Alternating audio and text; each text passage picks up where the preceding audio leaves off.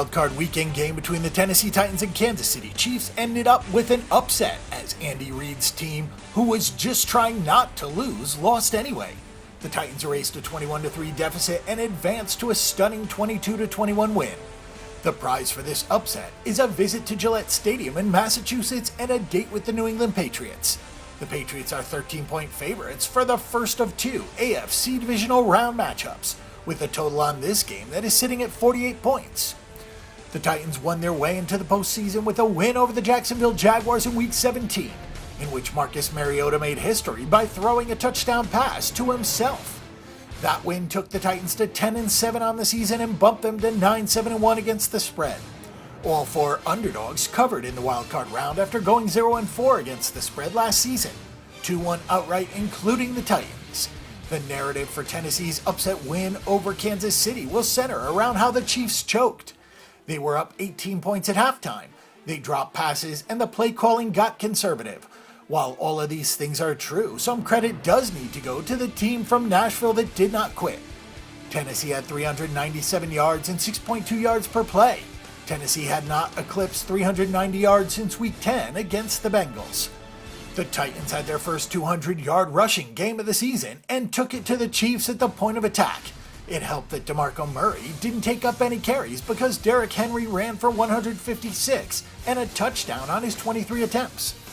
Marcus Mariota had 8 runs for 46 yards in the key block that sprung Henry's game-sealing rush. Mariota wasn't great throwing the ball with 19 completions on 31 tosses for 205 yards, 2 touchdowns and a pick. But he didn't have to be great because the Titans owned the line of scrimmage. Against a Patriots defense that allowed 4.7 yards per carry in the regular season, who's to say that the Titans can't do it again? Lost in the shuffle of the 22-21 victory is that the Titans did not play well defensively. While the Chiefs only managed 21 points, they had 6.1 yards per play. Alex Smith was sacked 4 times, but most of those were coverage sacks or times when he stepped up into the rush. Those 4 sacks only accounted for 8 lost yards. He was 24 of 33 passing for 264 yards. Kansas City didn't run the ball effectively and was way too obvious with the play calling. We know that Tom Brady and offensive coordinator Josh McDaniels love to use the running backs in the passing game, so that will be the big concern for Tennessee this weekend. The game also turned when Travis Kelce was lost with a concussion. The Titans had no answer for Kelce in the middle of the field, which means that finding an answer for Rob Gronkowski probably won't happen either. The Titans only allowed 5 yards per play, but were average against the pass per adjusted net yards per pass attempt against. They did well against the run, but the Patriots aren't going to run the ball much, and the Chiefs had no problems moving it through the air. The New England Patriots have been lying in wait for this game, and you can bet that they're just fine with facing the Titans instead of the Chiefs.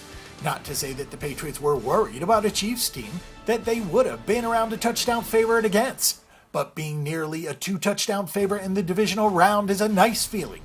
New England wrapped up a 13-3 regular season with a blowout win over the Jets to finish 11-5 against the spread. It is astounding that such a public team with a remarkable against-the-spread run under Tom Brady and Bill Belichick can manage to go 11-5 against the spread for the year after going 16-3 against the spread last season. New England is now 27-8 against the spread over the last 2 seasons, which is simply phenomenal. Per usual, the Patriots had one of the best offenses in the NFL. New England finished tied for 3rd with 5.9 yards per play. New England's 11.9 yards per reception was tied for 7th, and the Patriots actually had 4.2 yards per carry, which was good enough to tie for 11th. In the playoffs, Tom Brady has a 62.7% completion rate with a 63-31 touchdown interception ratio. The Patriots scored at least 34 points in all 3 playoff games last season and won the first 2 playoff games by an average of 18.5 points. That is the concern for the Titans if they cannot hold New England to a reasonable number. Not only is winning the game out of the question, but covering the spread is also in serious doubt. Deion Lewis had 5 yards per carry and caught 32 of his 35 targets. James White had 4 yards per carry and 56 receptions on 72 targets. The Titans just don't have enough bodies to cover everybody, but to be fair, most teams don't. What may allow Tennessee to hang around here, however, is that the New England Patriots defense is poor. The Patriots tied for 28th in yards per play allowed with 5.7. That number was up over 6 yards per play allowed for a good chunk of the first half of the season. So things did improve a bit as the year went along, but this is still a subpar defense. The Patriots were awful against the run and below league average against the pass with 6.3 adjusted net yards per pass attempt allowed. What is particularly interesting is that the Chiefs were a pretty porous defense as well. Like the Patriots, the Chiefs team lacked speed and had problems getting Derrick Henry down in space. We'll have to see if the Patriots fare a little bit better, but the blueprint is there for the Titans to have a similar game and similar success. The problem is that they'll have to be very efficient with their possessions because holding New England to 21 points doesn't seem likely. The Tennessee Titans are playing with house money at this point. Knocking off the Chiefs for the franchise's first playoff win since 2003 was a huge accomplishment. That's not to say that the Titans are going into this game with a losing mentality, but that is hard to repeat the feat twice in a row. The Patriots should be able to wear down the Titans by staying on the field offensively. Bill Belichick won't get conservative and leave the door open. The blueprint for success is there for the Titans to move the football effectively with the run, but the margin for error is much smaller this week. This is a really big number, but it's big for a reason, and a blowout is a legitimate possibility in this game. So our pick and prediction will be to go with the New England Patriots at -13.